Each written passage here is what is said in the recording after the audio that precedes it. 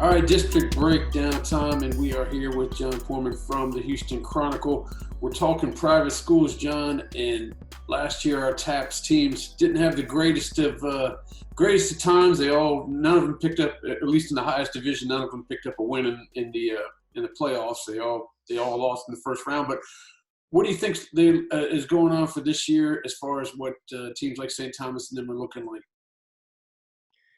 Yeah, it's there were some smaller private schools. Emory Weiner and Cypress Christian both came away with state championships. You look at the larger schools though. Second Baptist made it to the state championship game. They beat Fort Bend Christian Academy in the semifinals. So, I'm really looking to see what Fort Bend Christian can do this year. They have a lot of firepower coming back, led by quarterback Brady Dever, who has just been, putting up some crazy video game stats. And then, he has his top wide receiver presumably coming back as well.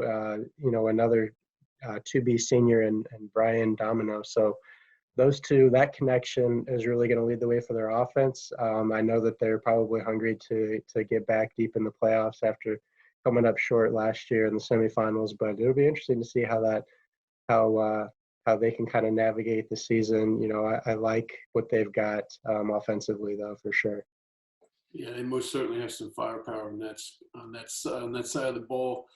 Let's talk a little SPC action. We got Kincaid School that they went up to Dallas and they lost to ESD in the regular season, but they must have done some film research because they went up there and stuck their foot in it in the championship game, winning by 3-4 scores.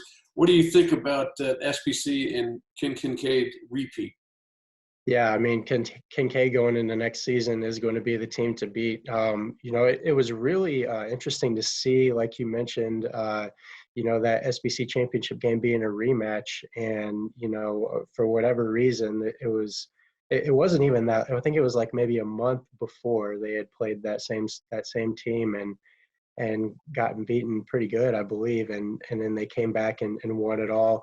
I think that's a testament to their coaching staff there. Obviously, they're going to have their guys ready to play. Obviously, Kincaid has a long history of success in the SBC and competing extremely well.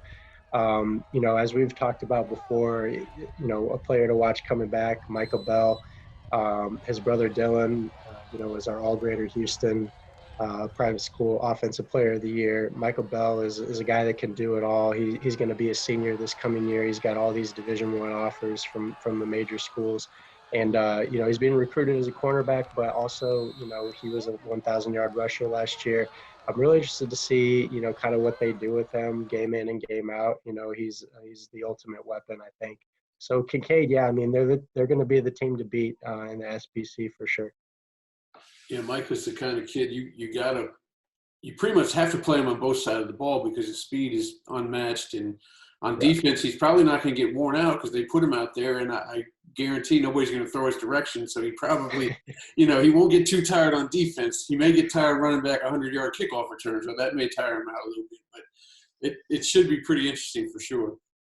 Yeah, I mean, he's just a playmaker. You put him back there in the secondary. Like you said, maybe nobody will throw his way, but if they do, he has a knack for getting his hands on the ball. So, it'll be interesting. I mean, when you look at the SPC also, you think about, Kincaid's kind of rival there, Episcopal. They had a little bit of a down year, but they played a really, really tough schedule. I mean, they were playing some of the top teams in the state. They played some 4A schools as well, some tough 4A schools, UIL 4A schools. And, so I would expect them to kind of rebound. I think that, that's a program that always has talent. The school always has talent. They're always going to kind of be in the mix. And then, the John Cooper School as well in SBC 3A, they just won their first conference championship this past year.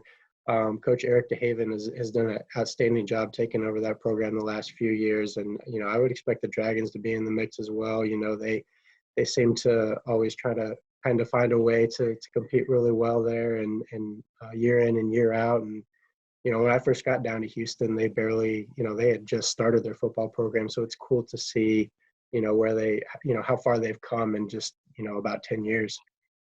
Yeah, you talk about they're playing a tough schedule in the non-district. I mean, and SPC more than probably UIL and TAPPS, you pretty much have to, because you don't have to finish in the top 4. You got to finish in the top 2 because the championship is the next day. So you got to find out what you got as soon as possible if you're a serious contender. Now, if you're not a serious contender, then you can play whoever you want and try to get some stats and some wins. But the ones who really want to compete, they got to figure out what's going on right away, because you got to finish in the top 2 or you're not in a championship game. Yeah, I mean, that's kind of the cool thing about the SPC. It's a little different, you know, with not as many teams, and you got the 2 divisions. I mean, it's kind of like college football. Like the regular season is like what really matters. So that makes it exciting for those teams and those players for sure. Well, we'll see how it plays out. I know we got several months before we have to wait for that, but it's always nice to talk football with you, Jon, and we'll talk to you next week about the lower classifications. Sounds good.